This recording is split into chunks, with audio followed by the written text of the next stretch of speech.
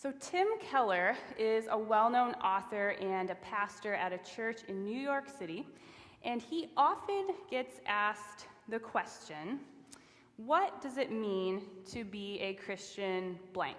Fill in the blank with that. What does it mean to be a Christian farmer? What does it mean to be a Christian airline pilot? And his response is pretty witty. He says, well, if you're a Christian farmer, you should probably produce great food at a great price. And he says, if you're a Christian airline pilot, you should land the plane, and smoothly, right? So basically, he's saying, whatever you're doing, just do it really well. And then he goes on to say, but your work is not going to make a lot of sense to you unless you have a Christian worldview, meaning you have a lens that you're using to look at the world and make sense of it, that actually helps you see who God is and who he's made you to be, and that allows you to actually be more human. So you see, our work is not going to make sense to us unless we put it in context.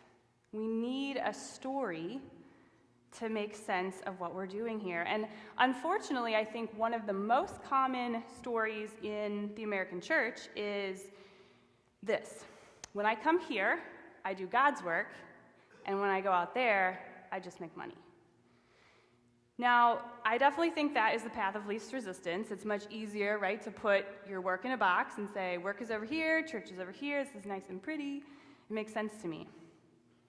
But I actually think it's the wrong narrative. I don't think it is complete. And so I want to talk just real quick to set this up about the grand narrative of the Bible. So we're looking at a story that God gives us to understand who we are. And it goes something like this. It has some major themes of creation, and then the fall, and what I mean by that is falling into sin, and then redemption and restoration. And you probably know this, but I'm just going to give you a really quick summary, right? So we have to come at this with the understanding that God is the creator of all things, and he actually made things to be good. And what I mean by good is pure, like totally how it's supposed to be. That's where we start. And from there, God made people. And then the first humans, Adam and Eve, rebelled in the garden when they didn't want to take God's instructions to not eat a certain fruit. And so they fell into sin, right? And out of right relating with God. And then, unfortunately, they passed on their sin nature to us. And redemption comes, right, through Jesus. God says, hey, I'm going to send Jesus to die in your place so that he absorbs the consequences of your mistake, of your mess up, of your sin. And now he's in this space of restoring us and restoring the world. And while we're still looking forward to this day where everything is fixed and beautiful and as it's supposed to be, we're not there yet. So I want us to look really quick at Genesis, right? The very, very first story of the creation, early on in the Bible. I think it's really important to note that God actually gives people work to do before sin enters the picture. That's significant. And you might say, why? Why does God give humans work? Well, I think one reason is that we're created in his image, and he creates things. He went to do the work of creation. So in Genesis 2:2, it says, on the seventh day, God had finished his work of creation, so he rested from his work. And the Hebrew word for work there actually translates as business, which is pretty interesting because some of us are in businesses, and some of us say, I need to go about my business, right? And so God is going about his business of creating. And then later in Genesis 2:15, he says, the Lord God placed the man in the Garden of Eden to tend it and watch over it. And the tending and the watching over here gets translated as care for it and preserve it. So God has his business. He's up to some business of creating and making good things. And then he says, now it's your job to preserve the good things. So what does that tell us? Work, as originally designed by God, is not meant to burden us. It's not meant to be fruitless. God is giving us purpose as human beings and giving us purpose in our work, and not just any work. He actually says, you get to do my work, right? I'm giving you my creation to take care of all the things I love. Now you get to do that. So the question is then, why, in a 2009 study that was done at Stanford, do we find that only 17% of high school freshmen have any sense of purpose?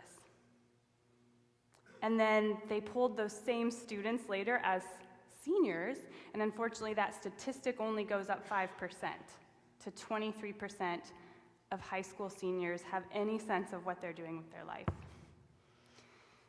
Unfortunately, my experience was similar at the university level. I taught for 2 years at the University of Northern Iowa, and when I was teaching, I would pull in my freshmen and just set up one-on-one meetings with each of them to say, hey, let's go over the expectations and what your clinical practicum is going to look like this semester. And I would always start with the question, why? Why speech pathology? Why do you want to do this with your life? And sadly, I would say around that same statistic, probably about 25% of the students actually had a compelling answer that had some vision to it. Most of them said, well, my parents said I'd make a lot of money, and if I work in the schools, I can have my summers off, so it sounded like a good idea. Okay, now don't hear me. There's nothing wrong with being practical for wanting to make a good earning and to have your summers off. I'm not coming against that, but what I'm saying is, it struck me, these students are making huge life decisions based on what's lucrative and what's convenient. The gift got tainted in the garden. And so, too, somewhere along the way, we have lost sight of this story, and we've lost our purpose along with it. Roy Spence is the founder of something called the Purpose Institute, and he basically works with advertising companies on something that he calls purpose-based branding.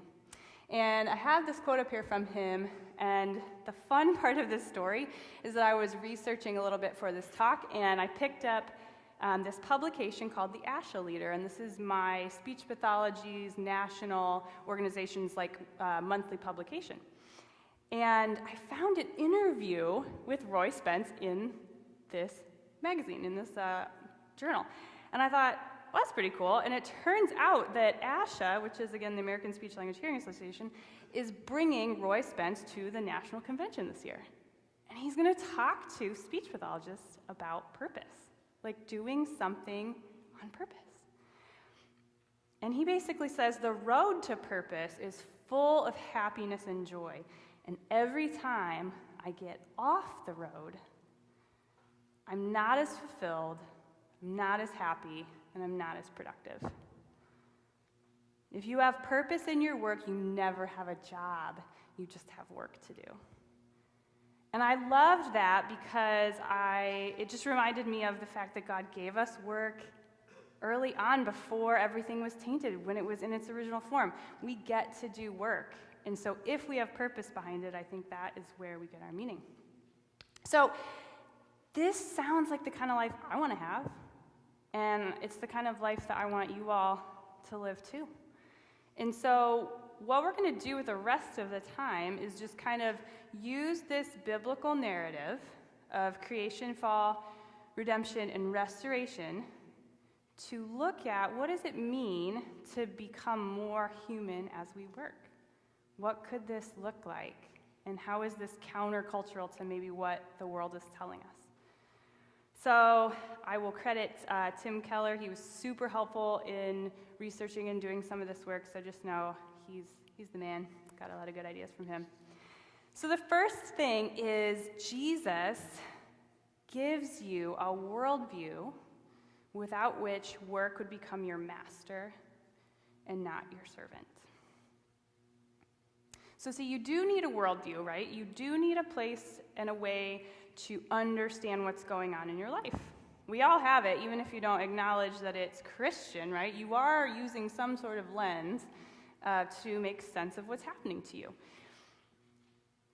And the Christian worldview is there is not a single inch of creation that doesn't belong to God.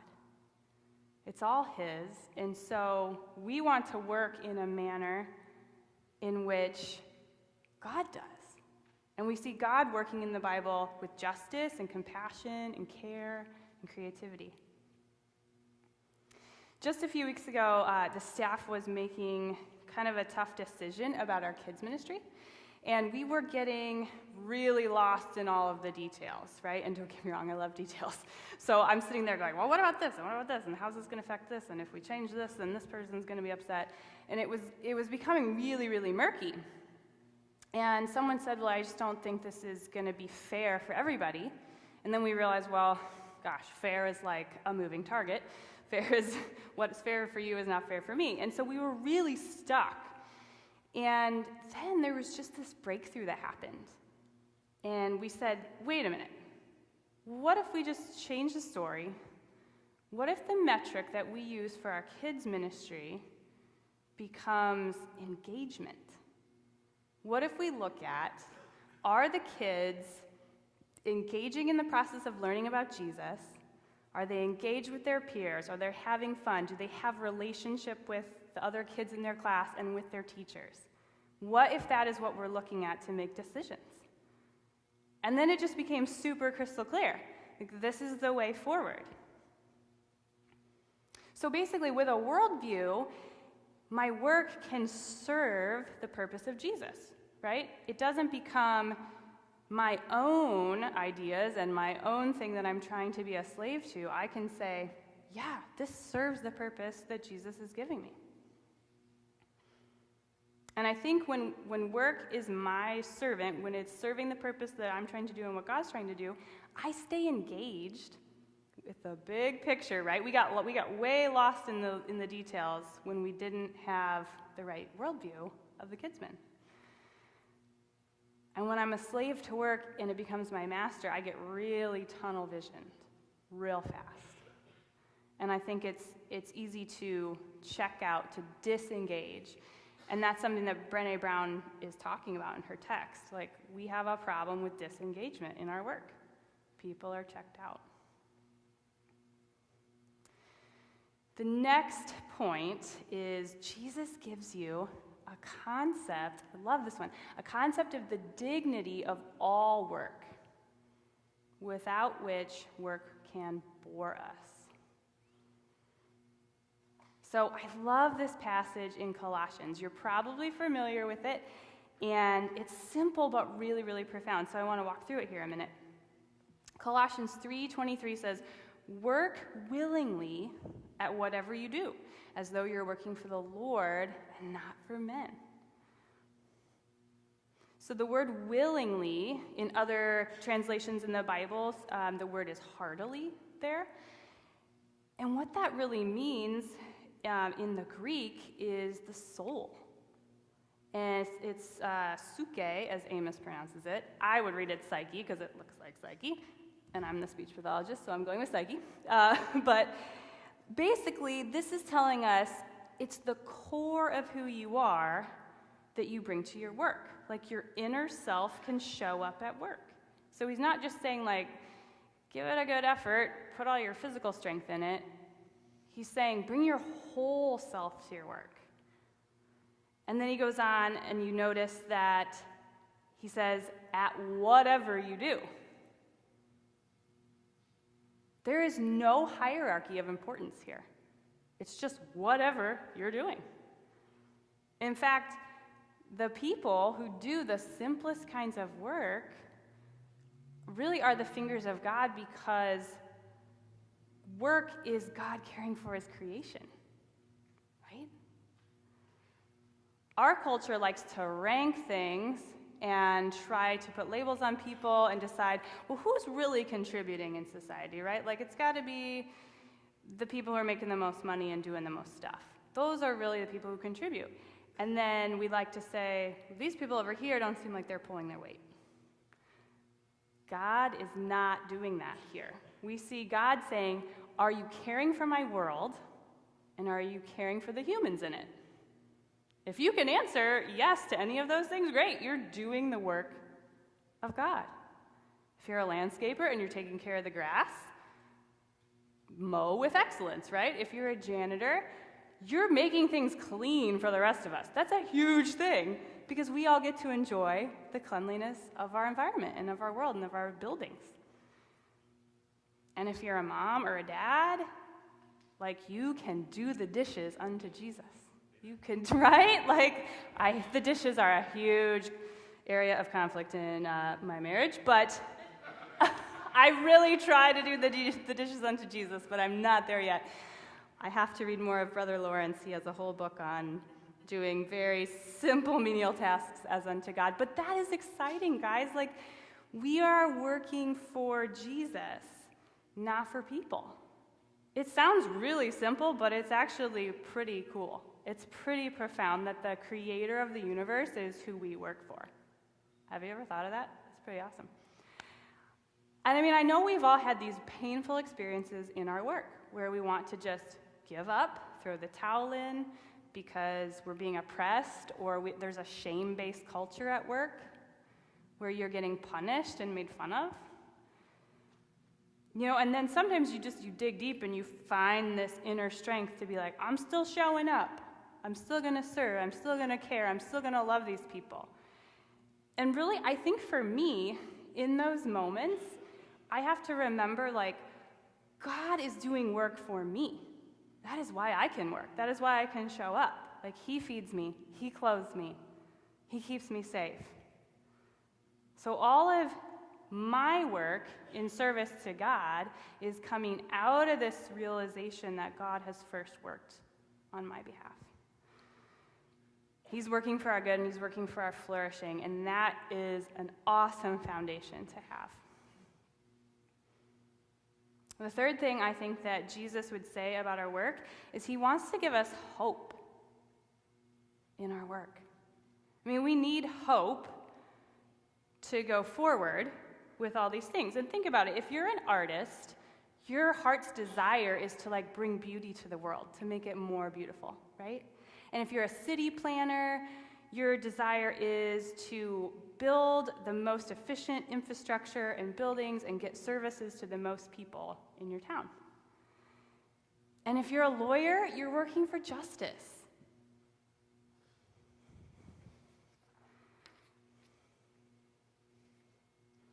But we live in this tension of being able to do really good work for Jesus, and yet there are still forces that oppose us, right? There's still toxic work environments.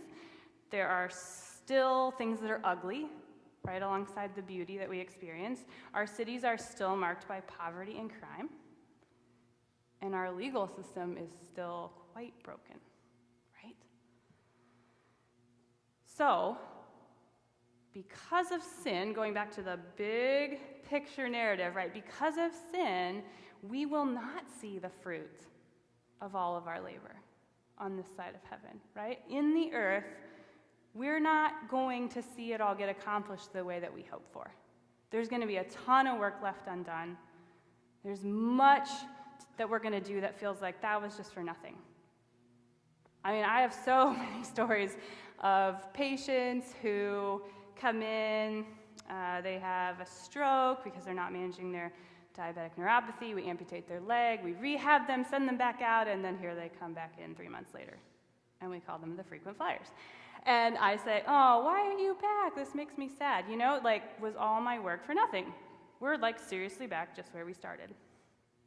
And I think God wants to say, you're working for me, and so you have to know, there is ultimate justice coming. There is ultimate beauty coming, and there is ultimate healing. So while we see the world this is going nowhere, sometimes I feel like I'm taking steps backwards, there is a future that we look forward to. And I want to show you this in Isaiah 60. This is one of the most beautiful passages. And so if you're following along your Bible, I just want you to know I kind of chopped it up, spliced it a little bit just so we get the big picture and not take time to read the entire chapter. But this is a foreshadowing of what's to come in the new city that's described in Revelation. It's at the very end of the story, right? We start in Genesis. This is foreshadowing Revelation. And it says in Isaiah 60, "Arise, Jerusalem. Let your light shine for all to see. All nations will come to your light. Mighty kings will come and see your radiance. Your eyes will shine and your heart will thrill with joy, for merchants from around the world will come to you. They will bring you the wealth of many lands. Vast caravans of camels will converge on you, the camels of Midian and Ephah. The people of Sheba will bring gold and frankincense and will come worshiping the Lord. The flocks of Kedar will be given to you, and the rams of Los Angeles will be brought." Some other funny name. You are listening. I like it. "The rams will be brought to my altar. I will accept their offerings, and I will make my temple glorious." Whoa. Our hope is that Jesus will ultimately make all things new, you guys. Like, all of us will bring our gifts. That's what this passage is saying. Like, we will bring the things that we have, and we will get to be a part of the restoration. That gives me great hope for the fact that the things I do day in and day out, I'm going to also bring those same skills and those same gifts at the very end when God is like, we're really doing this. This is all coming into a beautiful space where it's all made right. Everybody gets to play. Everybody gets to participate. It doesn't matter. Any skill you have, people are coming from near and far, all over the land to bring their gifts to Jesus. And he says, I will accept it. I will accept it and I will use it to make the temple glorious. It's pretty amazing. All right, point 4. Still with me? Okay. I love this one. Faith gives you a moral compass without which your work can corrupt you. So we know this to be true, right? There are temptations everywhere you look in your workplace. It seems like everyone is trying to squeeze the last bit of productivity and profitability out of a deal, cut corners, do whatever it takes to win. No, I'm not going to tell the investors what that's really worth, because that would make them mad, and they might leave. Or, what, total transparency with my customer? No way. That might actually cost me to lose my job. Doing what is right can feel really vulnerable. And I know that you guys know that. Brené Brown, in this book, Daring Greatly, says, honest conversations about vulnerability and shame are disruptive. The reason that we're not having the conversations in our organizations is that they shine light in dark places, in dark corners. Isn't that interesting? Especially given the text we just read about at the end of time when things get restored, people are drawn to the light. And here she's saying, yeah, well, let's not go there. We're gonna ruffle people's feathers. We're gonna make people angry. We don't have them because they shine light on the dark places. Do you guys know what the term whistleblower means? Is that something you're familiar with? Okay. So I always used to sort of mock those hotlines that they have at the hospital. I don't know if your workplace had this, but in my hospital there was this hotline that you could call and report your coworkers' unethical behavior and practices. Do you guys have these? Yeah. So it's a good idea, right, in theory, but I don't know, does anybody use them? I really don't know. But the thing is, It takes a ton more vulnerability and courage to, instead of like picking up the phone and dialing the hotline and saying, I gotta rat out my coworker, to say, hey, nurse, who's standing with my patient, right?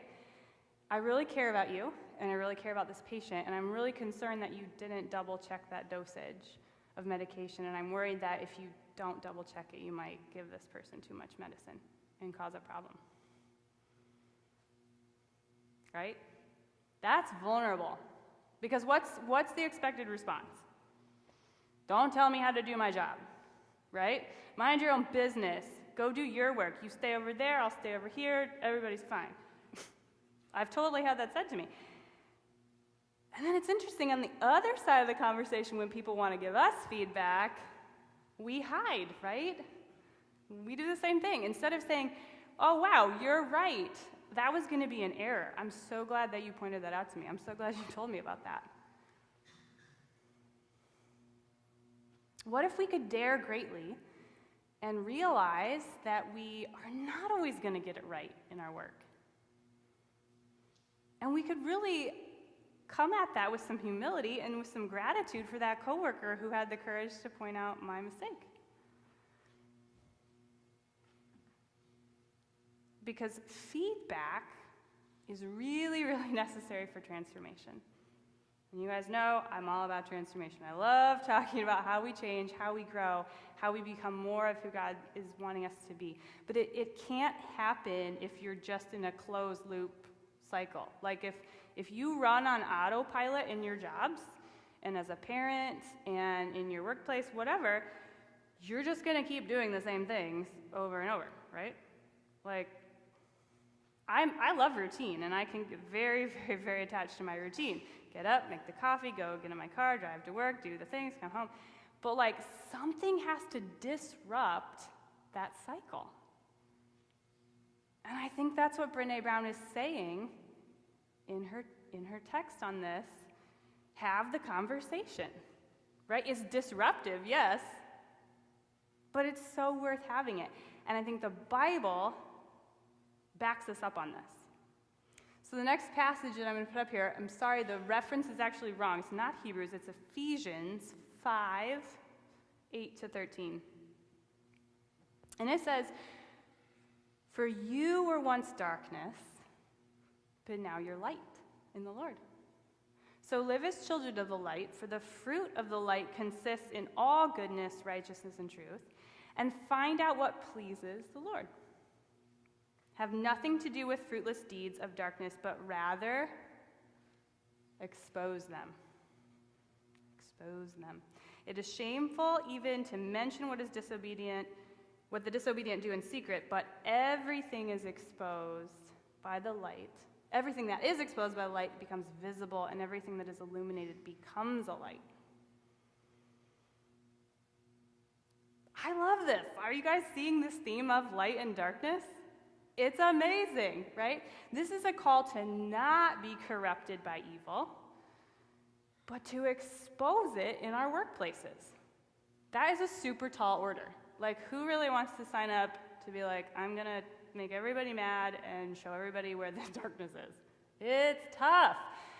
But I can't help think about how amazing it is at the same time that light brings exposure and vulnerability, but like I said earlier, it's also the same thing that draws people to God. Like, this is a way we say, hey, I'm choosing to live and do my work like this because there is a greater purpose for my life. There is someone who I get my value and my worth from, and I'm representing him when I do my work. Love it. The last point I want to make here that Jesus helps us with in our work is that faith or Jesus can give us an inner ballast. Without such, work would destroy you. Do you guys know what a ballast is? Like an anchor, something that's rooting you. When I was thinking about being destroyed by work, I came across this story, and I don't know how true it is. It might be kind of one of those weird tales that gets told in healthcare, but there's a story that goes like this. Medical professionals, on their tombstones when they die, it says, "Born a man, died a doctor." And I thought, that's not to shame doctors, right? You could fill in the blank for any profession there. But wow, born a man, died a doctor. So somehow we started as a human, and then through the course of doing our work, something shifts and we become less human, and now all we are is reduced to our title. I have so lived in this place. It was a long, rough battle with me and Jesus for probably 5 years to undo all of my tangled identity in my work and who I was as a medical professional. And I think it's interesting, in more traditional cultures, people get their value from like their family assignment. So you're born and they say, you are the shaman, or you are this, or you are the grandfather, or you are the son. And so your value is like just doing that role really well. Like, I'm going to be a really good son. I'm going to be a really good daughter in my family. But in Western culture, it's interesting that we basically say work is an end in of itself, right? We say you can be anything you want, but the problem with that is that self-worth through our work is actually slavery. And I think it's slavery because what I've learned, at least, is success goes to my head, my successes go to my head, and my failures go to my heart. So we're just trapped in this cycle of trying to justify how good we are, and when we do great, our ego goes, right? And when we fail, it is this blow that can become totally paralyzing and totally take us out of the game, to the point where we're disengaged, we're apathetic, we can't do it anymore. You see, your whole life can be destroyed and distorted if you don't have identity in Jesus. But if we're anchored by something beyond our performance, beyond our boss's reactions, beyond our kids' attitudes, I think only then can we actually start daring greatly in the arena of work. And Brené Brown basically says we need to normalize discomfort. I love that phrase, normalize discomfort. She says growth and learning are uncomfortable, so it's going to happen here. Right? You're going to feel that way. We want you to know that it's normal and it's an expectation. Isn't that awesome? Awesome. But the thing is, have you ever heard these words spoken to you at your school or your job? I definitely have. And if you have, that is amazing. And I want to hear your story. And I want you to come and let's figure out how we can make this more the culture. But sadly, that is not the narrative that I've ever heard at my job. But man, wouldn't it be a game changer if we realized that the way that we learn and grow is actually through making mistakes? And sometimes they're really big ones, right? But when that happens, if we have an inner anchor, our failure doesn't have to go to the heart, and it doesn't have to wound us, and it doesn't have to stay there. I want to end with this passage from Hebrews 13:5. And it says, "Don't love money. Be satisfied with what you have, for God has said, I will never fail you. I will never abandon you." So fill in the blank there. Don't love money, don't love status, don't love fame, don't love applause of people, don't love your numbers. That's a hard one. But be satisfied in the work that God's given you to do. Be satisfied in what you have because Jesus won't ever fail you. When we talk about reversing the shame culture and being okay with our failures, I think, you guys, the only way that that's possible for me is to know that God doesn't fail me.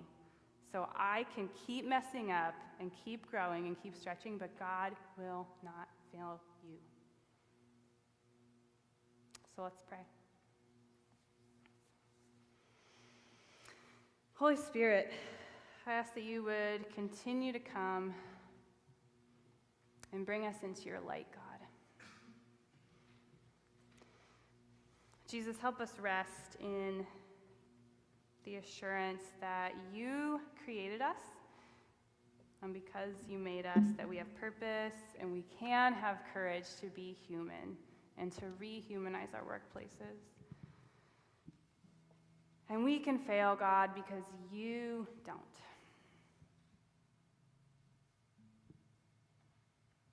Amen.